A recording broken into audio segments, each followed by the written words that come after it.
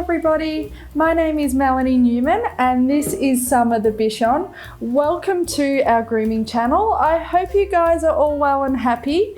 Today I'm going to take you through how to use snap-on combs. So here are the snap-on combs we are going to be using today. So I have a lot of different lengths because I mainly use snap-on combs when I'm grooming because it gives a longer length and it means I can scissor over top and I can put a little bit more shape in my groom. So I'm going to go through how to use them correctly because I get a lot of feedback where the combs, like people are saying that the combs are actually snagging on the coat or it's not going through. I think the blade underneath is blunt.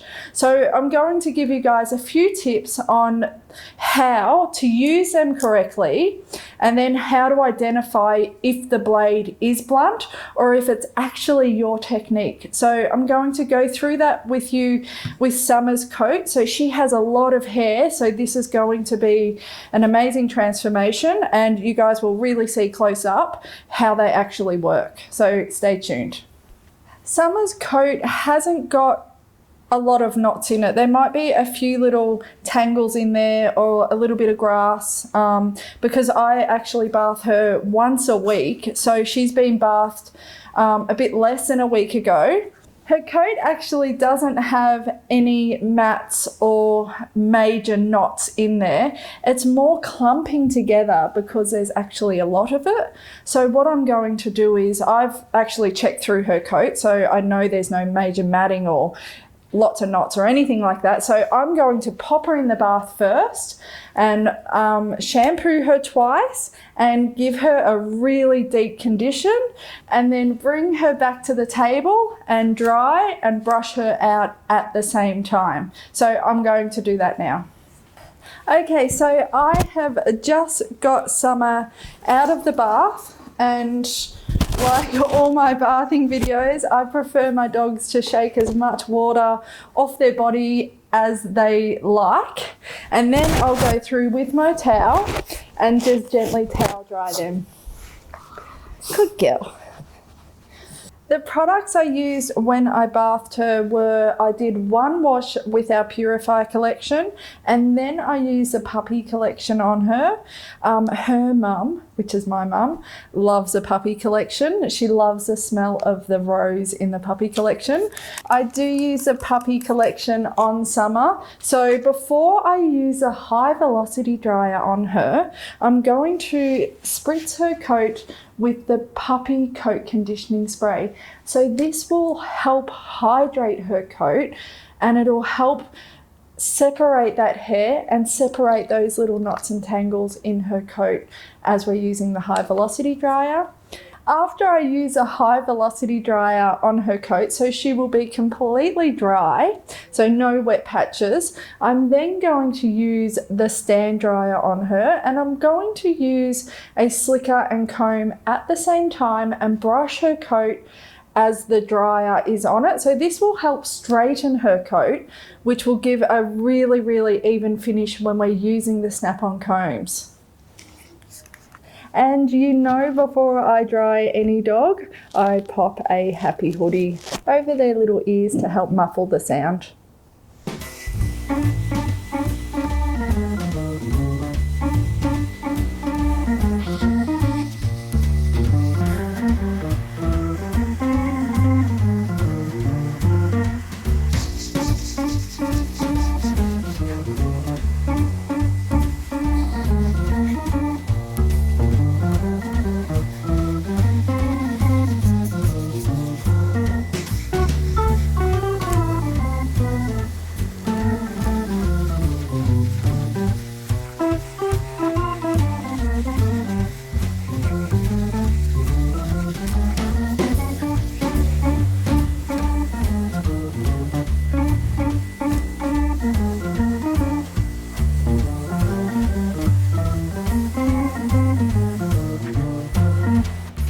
So Summer is completely dry, so that's using the high velocity dryer. Now I'm going to go through her coat using the stand dryer. So the stand dryer will give a nice flow of warm air going onto her coat, and then I'm going to brush out her coat as the dryer is on that particular part of the coat that I'm going to brush. And I'm using the long pin universal because she does have a longer coat, and I would like the pins to really go right down to the base of her coat to actually help remove any loose hair and any knots and tangles. As I'm working around her coat with the slicker and the dryer, I'm going to be using the coat conditioning spray. So using a coat conditioning spray as I'm brushing and drying will help separate the coat and remove any knots and tangles or any little bits of debris, little bits of grass and things like that in her coat.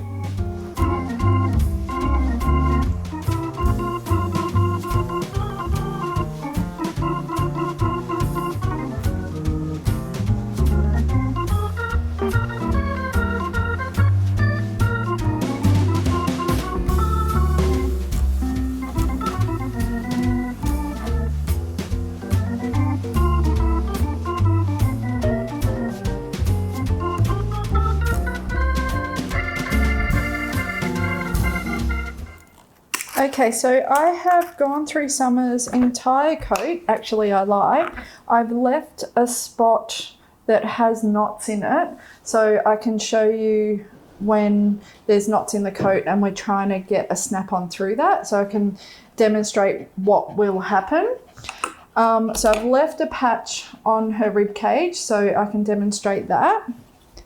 And once I've gone through her coat with our long pin universal slicker, I will then go through her coat with our regular comb, and I'm using the finer tooth side to go through her coat.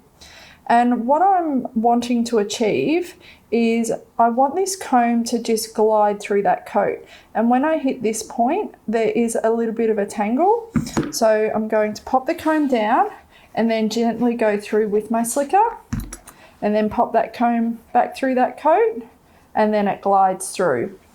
So once I've gone through her coat with this comb, I'm then going to pick up our fine tooth comb. So the pins are a lot finer than our regular comb, and they are a lot more flexible, and this comb does separate the coat really, really well. So we can see as we go through with the fine tooth comb how much it actually separates. So we want this comb to actually glide through her coat. Okay, stand up, doll. And then if we have a look at her back leg, we'll gently pick it up. I'm just going to go through with our regular comb first, and ensuring that there's no knots and tangles, and up towards her top line. And once that's all tangle free, then we go through with our fine tooth comb, and this just ensures that all the coat is separating well.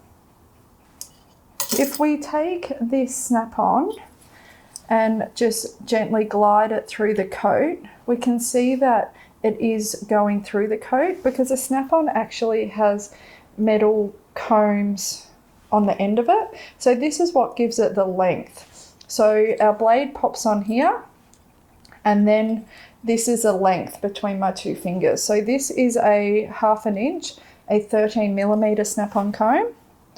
And see how I take that through, it gently glides through. So this is why our coat needs to be completely knot free. So this snap-on comb will glide through. So what will happen is, this is her knotty area, and I'll just move Miss Summer Pants around on her side. Good girl.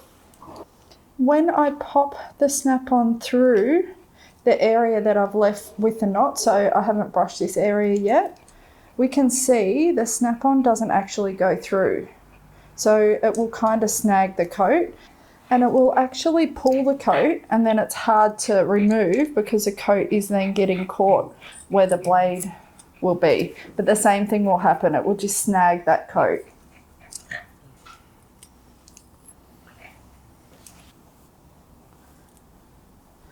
And we can see when we separate her coat how straight her coat actually is. So she's a curly coated breed, but when we're drying her, we want the coat as straight as possible. So we want to minimize the amount of curl that is in her coat. So this is going to ensure that when we're using the snap-on, that the snap-on is going to give a nice even finish. If we have a lot of curl in this coat, it might look nice and even for this groom, but our next bath and dry, it might look quite uneven and won't give that nice finish as the coat begins to grow out.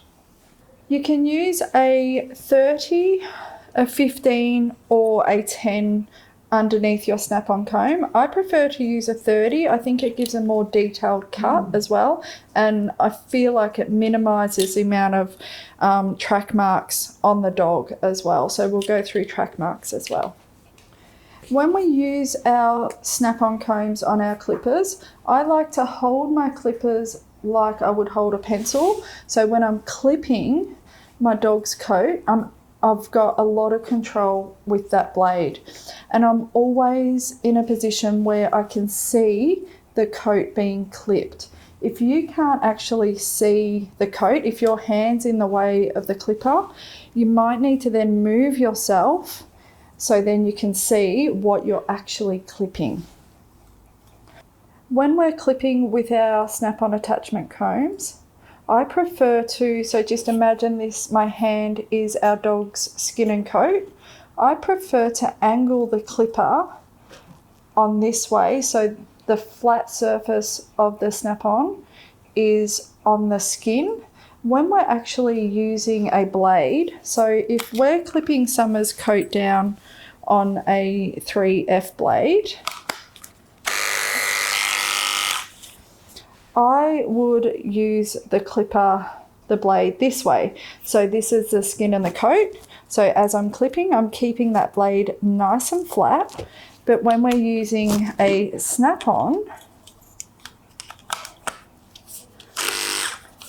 it's a little bit different. So the flat surface is actually that flat part of the snap-on. So we're gliding through. Whereas if we're using a blade, the flat surface of the blade, we're keeping that nice and level with our dog's skin and coat. But when we're using the snap-on, it's actually this part of the snap-on that is nice and flat. So it's a little bit of a different technique as well.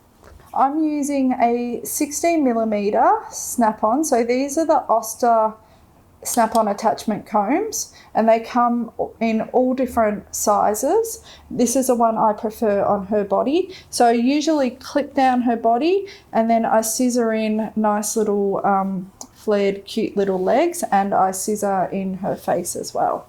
So I'm going to turn it on, and I like to just gently move her skin forward so it's nice and tight, and then pop my snap-on through the coat, and then just gently move it through. And it's important when we're using the snap-on that we're not forcing the snap-on through the coat. And as you can see, I've hit a knot there, so I'm just going to pull the snap-on out, move the hair out of the snap-on, and then start again. And if it's snagged again, then I know there's a little knot and tangle there. So just using my slicker, gently remove those little knots and tangles, and then go through with my comb, and then I know I'm right to go with the snap-on again. And then it goes through. And always following the direction of the coat growth. If we go against or go sideways on that coat, we can see the clipper, the track marks in that coat. So this is important to get a nice, smooth, even finish. So always following the direction of the coat growth.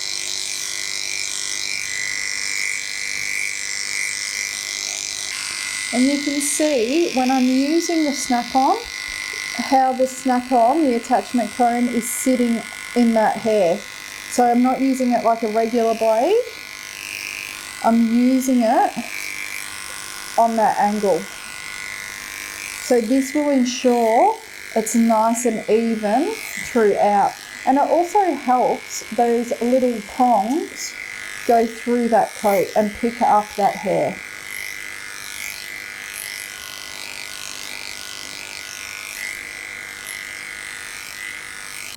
If you have a 30 blade, or whatever blade you're using, a 10, a 15 or a 30, if you have a blade that is full of hair, so the little teeth have lots of hair in it and the blade's dirty and it needs a good clean, you're not going to get the maximum use of this snap-on. So this is why it's important to always clean out your blades so you get the maximum detailed clipping that you possibly can out of your groom. If we do get a build-up of hair in our blade, use a toothbrush, or you get these little brushes with your clippers, and then just gently brush out those little bits of hair and constantly clean out that blade. And this will ensure that you're getting the maximum use out of your blade and your attachment combs. So let's look at what can happen if we've got major knots left in the coat as we're trying to get the snap-on through. See how it can start to just catch on the coat, and it can be terribly uncomfortable for your dog. It still might go through, but you're not going to get an even finish in that coat. And you can see how uncomfortable it's getting for Summer. And it also catches on those little teeth on the attachment comb. And as we're pulling that through the coat, what it's actually doing is it's making some areas quite short, because as it's pulling on the skin and pulling up the coat, so it's actually making little bits of hair shorter, so we're not going to get an even finish. But besides that, it's terribly uncomfortable for the dog. So I'm going to go through and just brush out that section.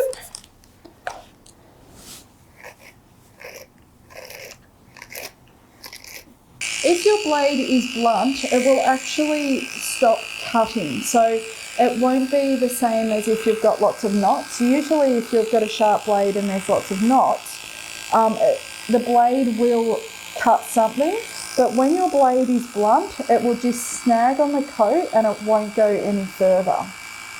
So I find that's the difference between a blunt blade and then a coat that still has knots.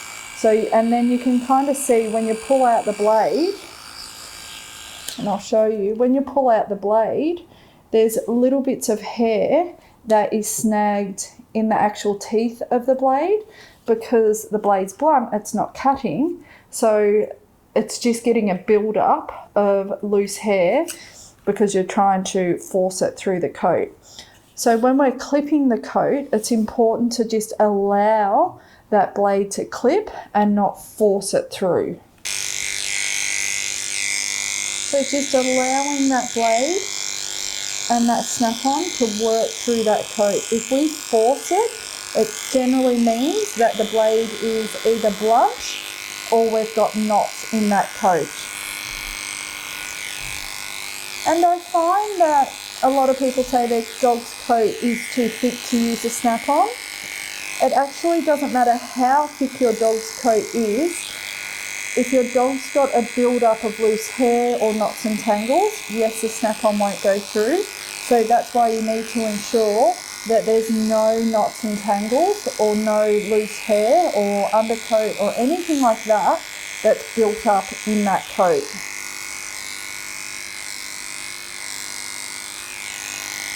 And just following the direction of the coat growth. And then we can use our comb to just comb out, and this will make sure that we've got all the little hairs. And I like to go over the coat quite a few times, so I don't just quickly go over the coat and that's it. I work that snap-on through that coat and making sure the coat is nice and even and I've minimised the amount of track marks in that coat. So we have that nice fluffy teddy bear look in that coat.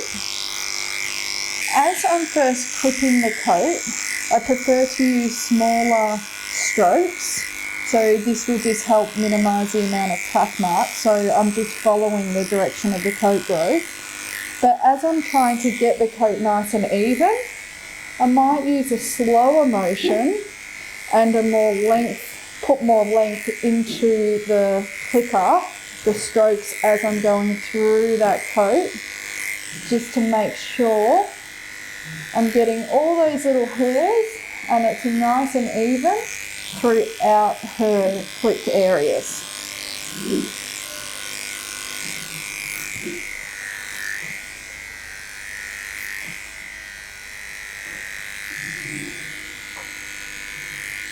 And slow and steady always wins the race when you're using snap-ons.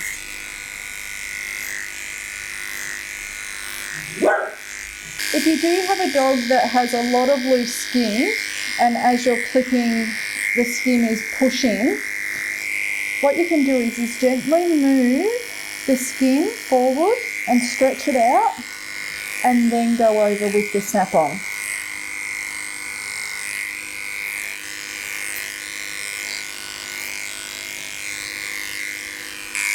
So manoeuvring your hand as you're going through with the clippers.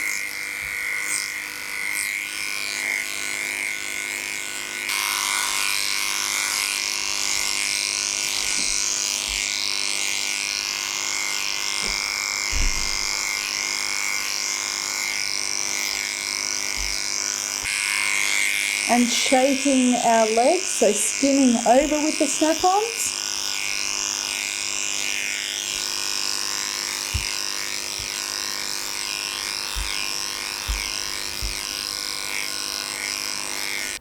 When using our snap-on, we need to be mindful of when we're going through our coat that we're not coming in directly with the sharp edges of the snap-on. So when we're coming in, making sure the flat part of our snap-on is nice and flat.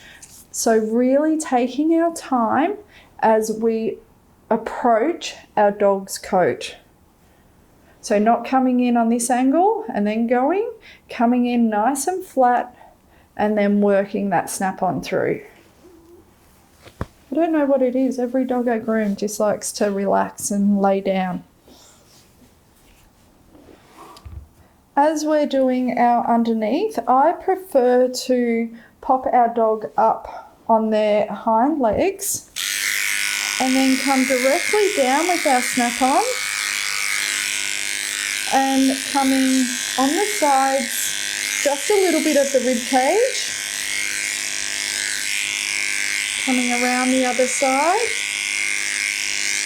But I also like to come in reverse as well because I like a nice tidy underline. Just because of wet grass and just things like that, it keeps it nice and neat and tidy.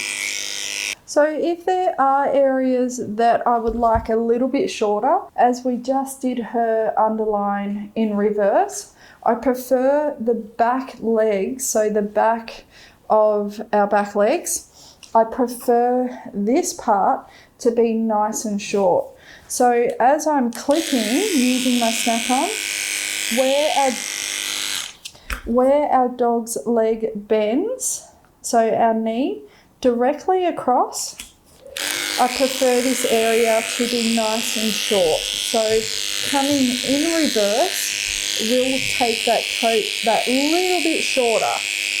So anywhere that you would like your dog's coat a little bit shorter, so at the back of the back legs, the underline, even the throat area, I like that nice and short as well. Sometimes the collar area, if a dog wears a collar, you can take that slightly shorter. I come in reverse.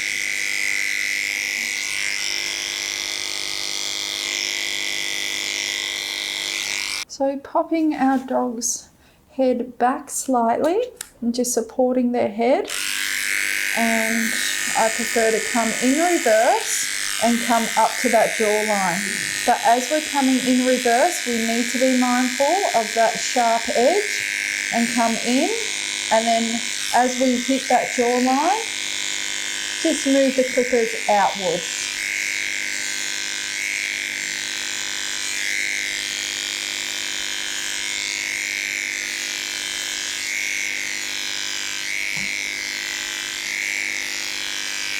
And coming in reverse in front of our flank. This will help just remove any little hairs, just tidying up that area.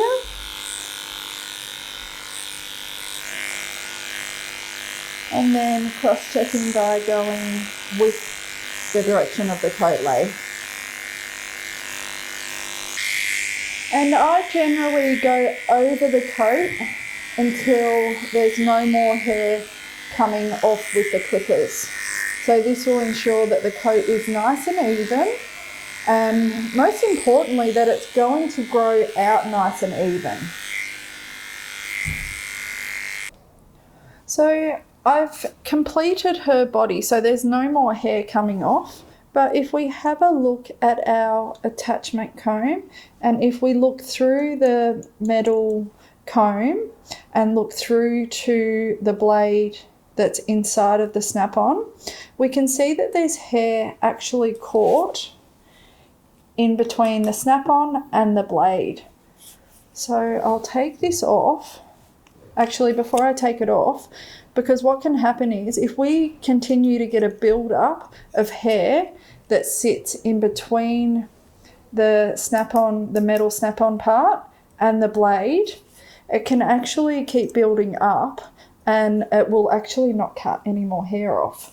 So that's why it's important to constantly check to see whether there's a build-up of hair in the front of the blade and the snap-on, or at the back as well. So if I take this off, we can see the build-up of hair.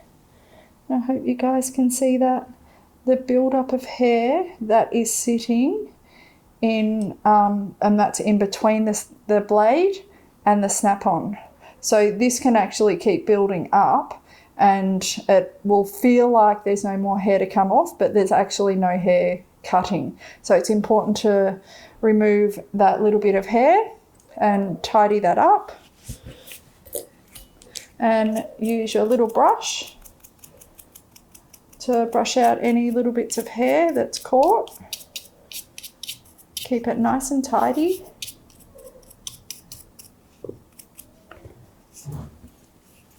And pop it back on. And then go over your dog's coat again.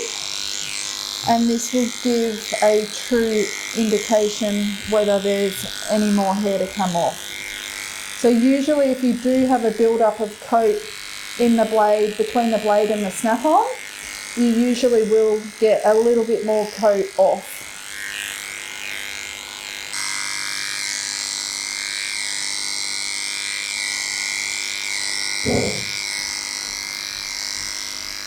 I also get asked how firm or how close or how hard I'm pushing to actually use the snap-on. So I'm supporting the dog's skin by moving it forward and pulling it tight. Come on, Summer. And then I wouldn't say I'm firm, but it's enough just to make sure that I'm going to get an even clip, because if I just go lightly and skim over that coat, I'm not going to get an even finish. So this is skimming the coat where I'm barely touching the dog's skin. So this is what I would do to actually put a little bit more shape into legs or into the front or the rear of the dog. But when I'm doing the body, I'm making sure I've got the connection between the dog's skin and that snap-on. So I'm making sure that it's nice and firm through that connection. But I'm also mindful of any lumps and bumps as I'm going through the dog's coat. Okay, so I have finished clipping her body, and this is how even it is. So this is a finish that you would like to achieve. So it's nice and even, so there's no long bits of hair, like little bits of tufts hanging out. It's going to grow out nice and evenly. And when you look at the coat, it looks nice and plush. I have scissored in all her legs, and I've completed her little face as well, and finishing Summer off with a whisper of cologne. I hope everybody has enjoyed today's grooming tutorial, and I really hope it answers a lot of questions about using snap-on combs. And remember, if your dog has too many knots or is too matted, you may need to clip your dog down and then start again. So starting again meaning that brushing your dog every day to every second day to ensure there's no major matting or knots in your dog's coat. And remember that we always put the dog's health and safety first before the dog actually looking good. If you have any questions and I've missed anything about snap-on combs that you guys want to know, pop your questions in the comments below and I will definitely get back to you. I'm also going to pop links of all the equipment I've used today, so the snap-on combs that I use and the clippers I've used and the different combs and our cologne and coat conditioning spray as well. And until next time, happy grooming, guys.